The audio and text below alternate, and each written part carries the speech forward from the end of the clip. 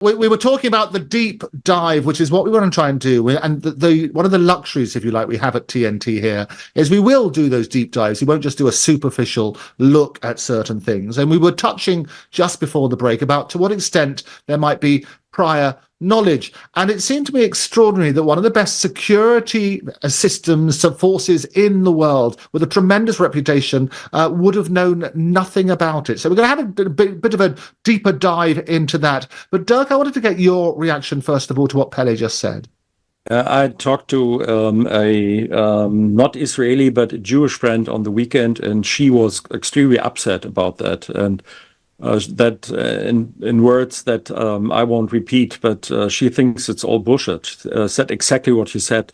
It's such an elaborate system where every cell phone is a spying instrument and the whole population is under surveillance. So she didn't buy it into not 1 second that there was no knowledge. What you can come up with is as Pelle indicated, the 9/11 explanation that there was information, but somehow it was stuck in all the tubing that goes from the bottom to the top and was not something like that. I think we will hear. But we have to keep in mind that Netanyahu was very close to being ousted. He was not popular in the population. So this was a topic. This is when Israelis get together when they are attacked. So it was a quite natural thing to try to stay in power, and it worked for some time. Now he has trouble with his own officers, and that's because there's no exit strategy for this. And as you mentioned, the outside world knows that.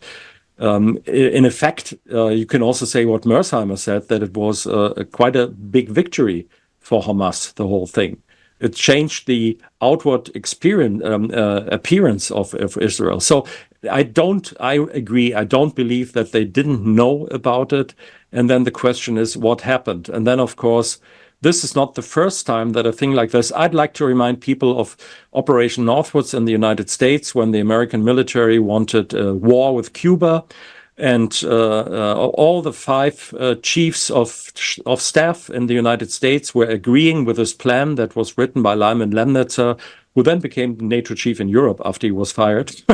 It was and the only one who didn't want it was Kennedy. And we happen to know what happened to Kennedy after he stopped this ugly plan. So this is not outlandish to say that something like this is it's in the toolkit of governments. It's just that we rarely hear about it. But so I'd like to hear from Pelle what he has as a good journalist on his record there to tell us.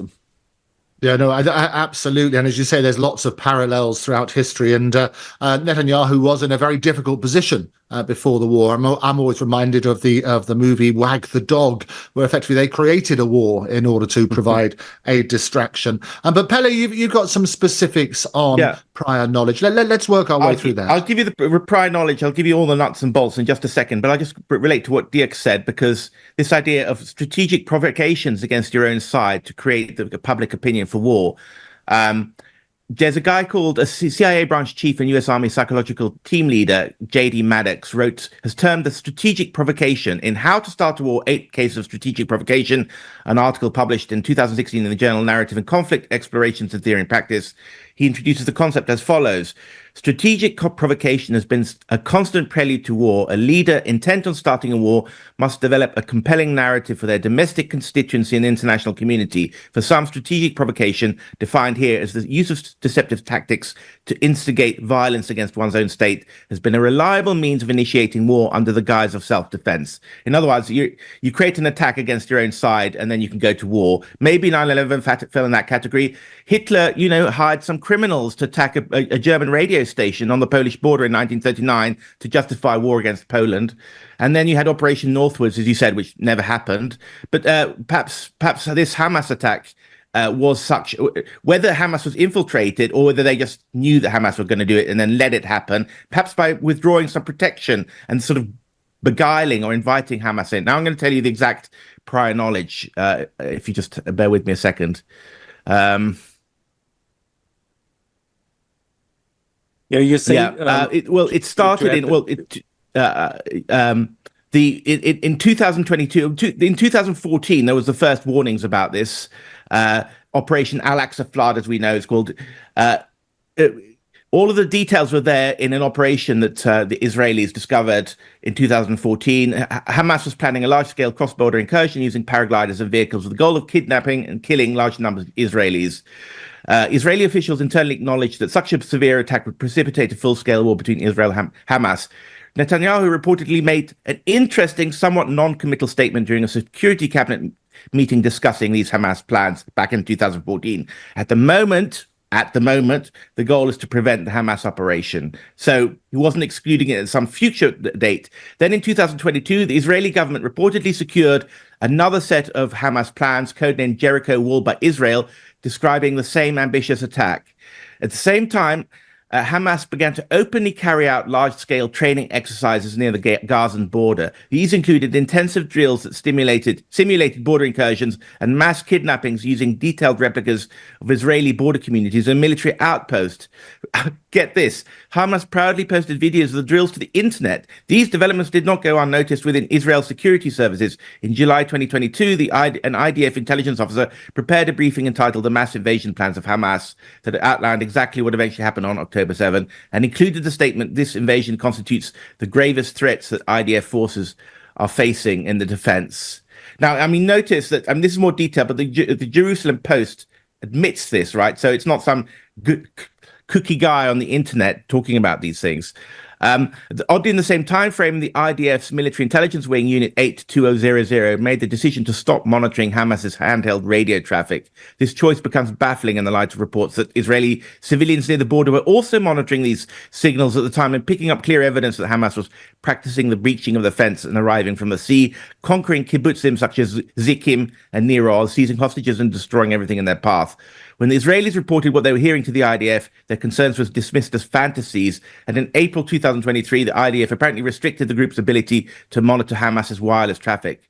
It's hard to say whether the IDF decided these civilians needed to stop listening to Hamas communications at just that time. But note that IDF reportedly originally believed that Hamas was planning to execute planned Operation Al-Aqsa Flood in April 2023. And thinking back, so as 2023, signs of an impending attack intensified. Sometime during the summer, a Gazan source for Shin Bet, Israel's domestic intelligence service, notified his handlers that Hamas was planning a major attack in early October during the week after Yom Kippur. Border Sentry surveillance units stationed next to Gaza continued to observe frequent large-scale Hamas drills. Drawing on observations like these, a few weeks before October 7, a junior officer and an experienced NCO, senior officer in Israel's IDF Unit 8200, presented a detailed report to superiors that essentially predicted the attack. These warnings were also dismissed as fantasies. Throughout September, 4 times in the 3 weeks leading up to October 7, the head of IDF's Devil's Advocate intelligence unit, tasked with challenging the prevailing conceptions and opinions in the military apparatus, presented his thesis that Hamas was likely to launch a major attack in the near term. His written arguments were widely distributed among all decision makers in the military and the political echelon on September 21st and 26th. On the 26th, he made the same case at a strategic assessment meeting for IDF's intelligence branch. On the 27th, he repeated his arguments at a weekly debate attended by IDF's head of military intelligence. Furthermore, leaders of Israeli communities near the Gaza border received ominous WhatsApp messages in the weeks before the attacks. The messages warned that the coming holidays will be black holidays, and that on Sukkot, the Fest of Tabernacles, the communities around Gaza will be conquered. The community leaders contacted the IDF and asked them if the light of these threats, the planned festivals and holiday events should be held. Military sources responded that the events should take place, explaining everything is fine. On the contrary, we're headed towards the area becoming quieter. Money is flowing into Gaza and the workers are coming to Israel. It's unclear who sent these warnings, but they provide yet more evidence the IDF was aware of dangerous rumblings. Now, just I'll try and speed up here a bit.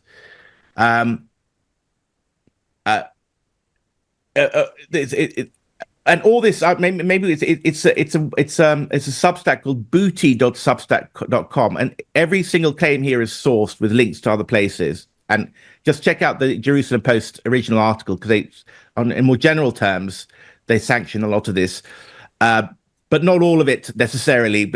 So check this out for yourselves. Anyway, apparently the IDF chose to move 2 commando brigade companies, approximately 100 troops, away from the Gaza border just 2 days before October 7. This decision came in the context of an already lopsided troop distribution, with 5 times as many soldiers allotted to the West Bank compared to the Gaza border. The dearth of defenses near Gaza clearly had not gone unnoticed by Hamas's Haaretz reports. Haaretz writes, in an interview with late August, senior Hamas official Saleh al-Aruri said that most of Israel's regular forces were in the West Bank, while only a small number were stationed along the Gaza border. That's an operational consideration for acting now, he added, according to Matti Steinberg's Hebrew translation of the original Arabic. The above quote confirms that before October 7, Hamas was monitoring the Gaza border's troop distribution and publicly referencing its lack of defense as a factor in their plans to act against Israel in the near term. Notably, in early September, the Israeli army engaged in training exercise for a multi-front confrontation scenario that could include a confrontation with Gaza, Lebanon, Syria, and Iran, and warned that it would hold Hamas responsible for any attacks from Gaza or the West Bank during Jewish holidays and respond to any attacks forcefully. All this makes it even more difficult to understand the decision to move soldiers away from Gaza in the face of overwhelming evidence that an attack was imminent. So we know that Hamas knew that Israel's border defenses were in a weakened state, and Israel knew that Hamas knew.